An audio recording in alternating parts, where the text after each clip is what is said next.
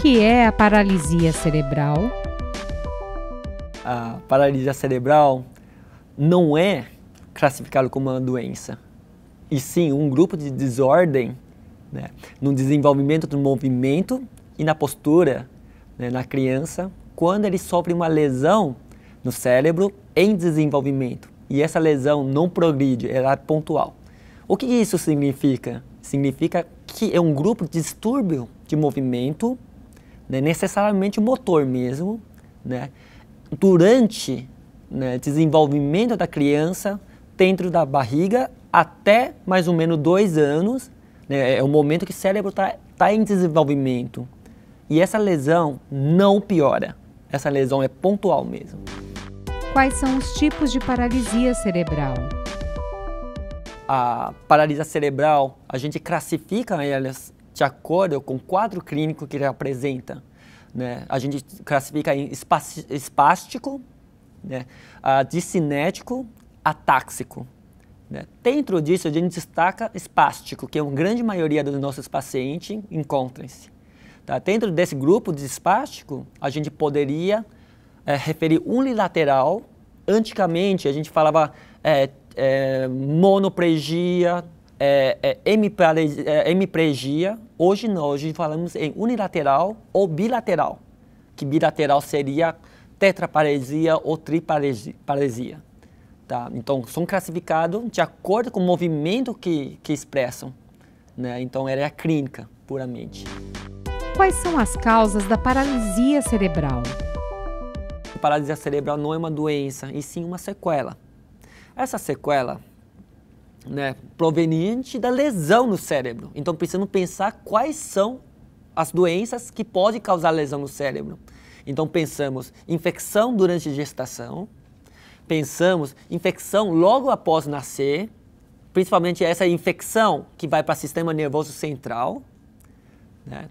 Pensamos em traumatismo craniano no bebê, parece um bebê chacoalhado, bebê que caiu, bateu a cabeça, né? Precisamos lembrar da epilepsia, que é a convulsão do bebê.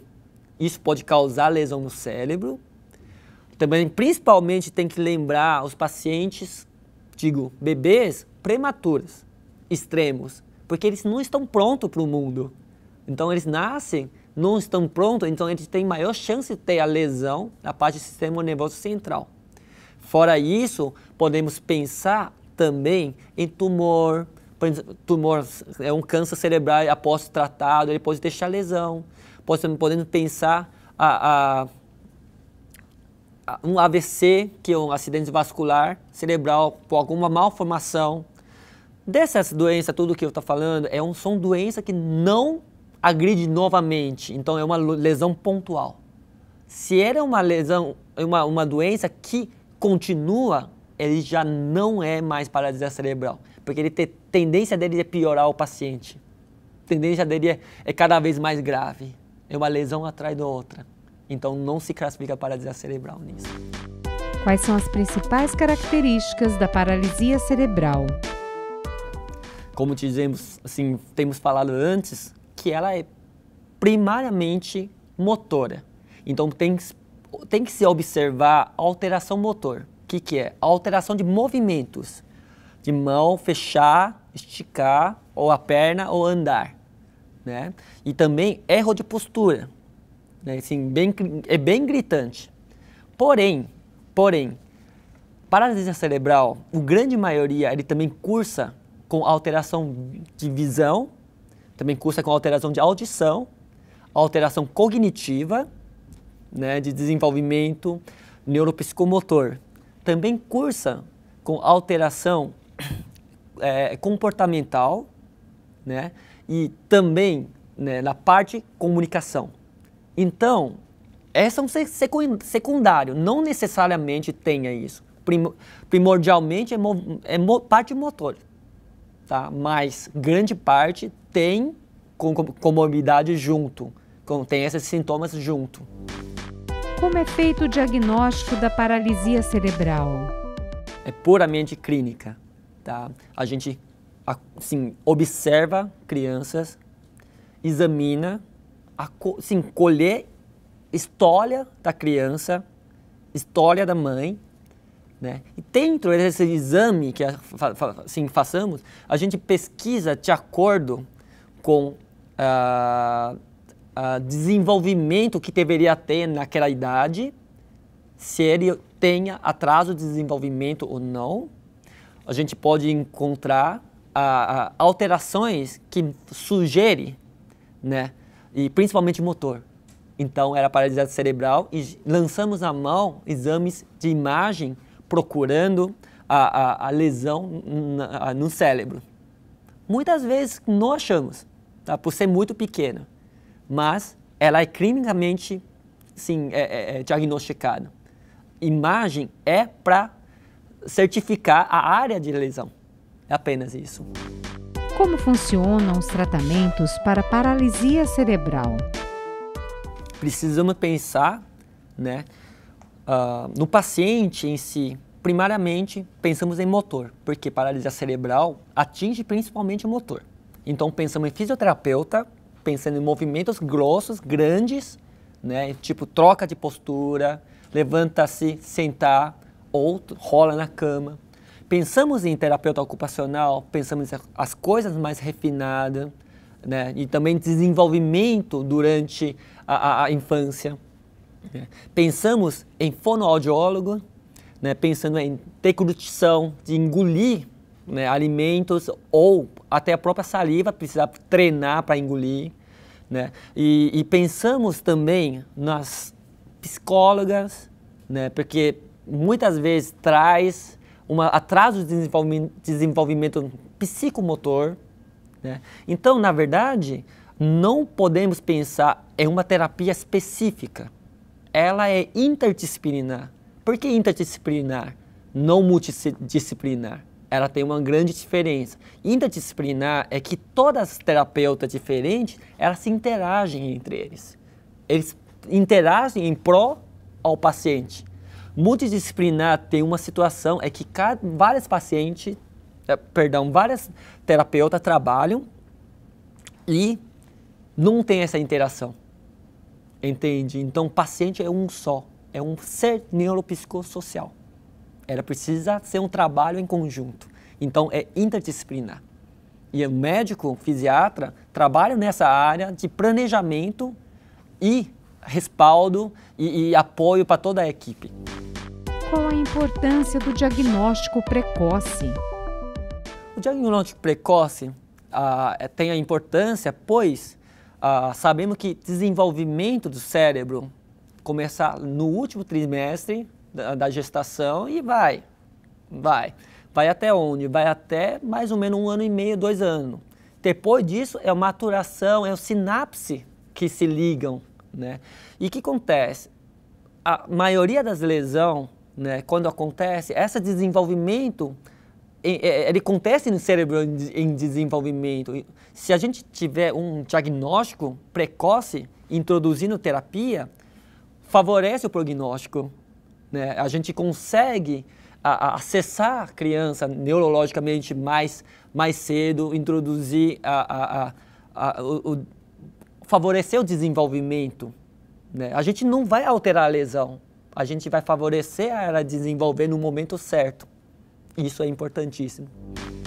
Quais devem ser os cuidados com uma pessoa com paralisia cerebral? Temos falado anteriormente sobre deglutição, que é engolir alimentos ou salivas ou líquidos, né? Temos falado sobre deformidade do osso, do músculo, tendão, né? Temos também lembrar higiene da criança. Muitas vezes, por causa dessa deformidade, a gente não consegue higienizar direito, né? Por causa da espasticidade, especificamente, impede que a parte íntima seja higienizada com facilidade, né? Agora, cuidados especiais que eu queria recomendar para os familiares, né, ou quem lida com paralisia cerebral, né, porque paralisia cerebral ele tem vários níveis, né, de comprometimento. Então precisamos ter um olhar sensível, né, de ver a necessidade de cada um. Né. Dentro disso, tem a olhar, né, capaz de captar a capacidade de criança está desenvolvendo. Onde ele está desenvolvendo, a gente tem que incentivar. Onde ele não tem a capacidade para desenvolver naquele momento, a gente já adapta para a qualidade de vida, né? Eu quero tirar esse quadro, né, ele é dependente de tudo. Não, ele está desenvolvendo e a gente tem que ter um olhar ajudando. Tem que tirar o excesso de zelo no cuidado, né? Porque isso não ajuda o desenvolvimento, né? E eu acho que isso serve para os pais, serve para terapeutas, né? Que a gente quer, né, ajudar eles a desenvolver. Eles têm uma sequela, eles não têm uma doença em si, né? Eles podem desenvolver, eles têm capacidade de desenvolver. Então eu acho que esse cuidado especial é essa olhar específica.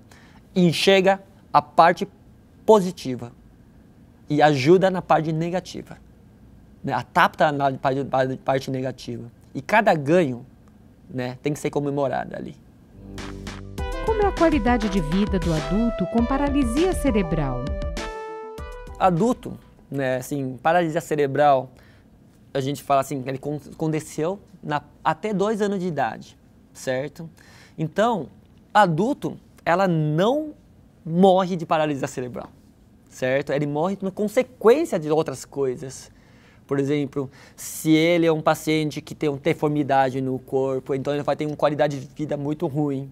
Se ele tem uma deformidade de caixa torácica aqui no coluna, ele vai ter uma expansão de pulmão ruim, né? Então, precisamos checar nesses pontos. Agora, paciente com paralisia cerebral, ele, se tiver treinado, se tiver adaptado, ele tem uma qualidade de vida. Não se compara com um paciente que não tem deficiência. Porém, ele pode atingir uma qualidade de vida boa, porque ele tem uma sequela, ele não tem uma doença. Agora, eu queria tirar 2 casos na região que eu tenho acompanhado, né? A gente tem, em Jacareí, a gente tem um jogador de bocha, né, olímpica. Ele é bastante grave, porém ele conseguiu adaptar de uma maneira que compete mundialmente. Tem uma qualidade de vida. Eu tenho uma paciente que eu acompanho desde 9 anos de idade, hoje tem 18, né? Ela está correndo no campo olímpico, tentando índice para Olimpíadas. Para Olimpíadas, lógico. Tendo disso, eles podem alcançar a qualidade de vida, né? Então depende como a gente incentiva, como a gente ajuda eles a alcançarem isso. A paralisia cerebral pode ser prevenida? Essa pergunta a gente precisa voltar de onde ele originou, né? De onde vem as doenças. Lembra que a gente fala assim, as doenças que comprometem no cérebro, a gente tem que prevenir essas doenças ou esses traumas que é possíveis. Por exemplo, tem um bom acompanhamento gestacional, é uma prevenção já, né? As vacinas, né, durante a gestação, evitar infecção chegar no bebê. Um bom planejamento de parto, não forçar o parto quando o médico fala que não dá, não passa pelo canal, tá? Então, tem um bom relacionamento com o médico para discutir se é viável ou não viável o parto normal ou parto cesáreo. Porque às vezes não dá, o corpo é diferente. E quem sofre? Bebê, não a mãe, é o bebê, principalmente, né? E depois disso, podemos pensar as vacinas importantes na infância, né? Podemos pensar em cuidados sobre queda, né, da cama, né? Então, na verdade, são coisas que é dia a dia, né, que a gente já faz, mas porventura, às vezes, não acontece, né? Então, a prevenção é algo que a gente já sabia. Quais são as complicações da paralisia cerebral? As complicações de paralisia cerebral, né, voltamos, o que compromete nas crianças são deformidade do corpo, né, do punho, dos dedos, cotovelo, ombro, coluna, luxação do quadril, o pé caído como equino, né? Também temos que lembrar que temos dificuldade de deglutição, então pode ter pneumonia.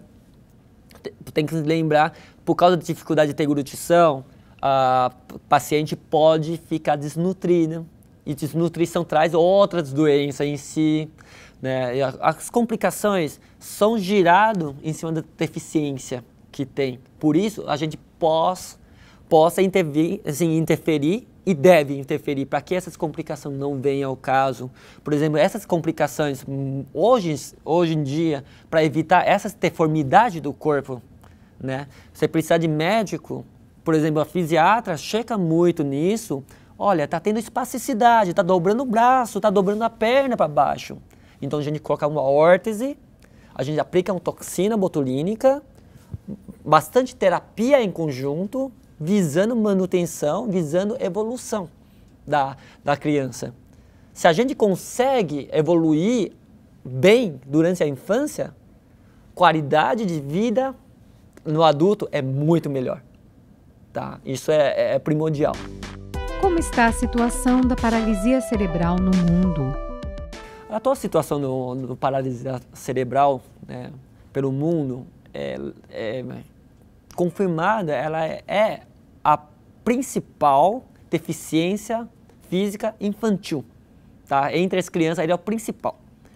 Né? Então, estatisticamente no Brasil, a gente não tem um levantamento tão nítido, tão exato, mas mundialmente estima-se entre 17 e 18 milhões de pessoas com paralisia cerebral, criança principalmente. E estima-se as pessoas envolvidas com pessoa com paralisia cerebral, em torno de 350 a 400 milhões de pessoas convivem com pessoa que tem paralisia cerebral. Né? Então, a gente pode ver a magnitude, né, dessa síndrome. Né, ele afeta pelo mundo.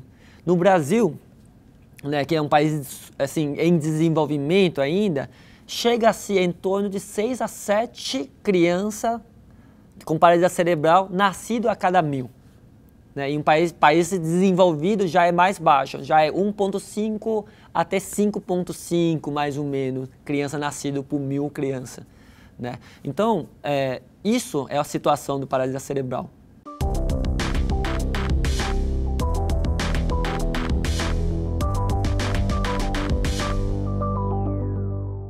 E para você que acompanha os nossos programas e gosta de estar por dentro dos assuntos da cidade e também do trabalho dos vereadores, se inscreva no nosso canal e confira tudo o que acontece aqui na TV Câmara. E se você gostou do nosso conteúdo, não esqueça de curtir nossos vídeos.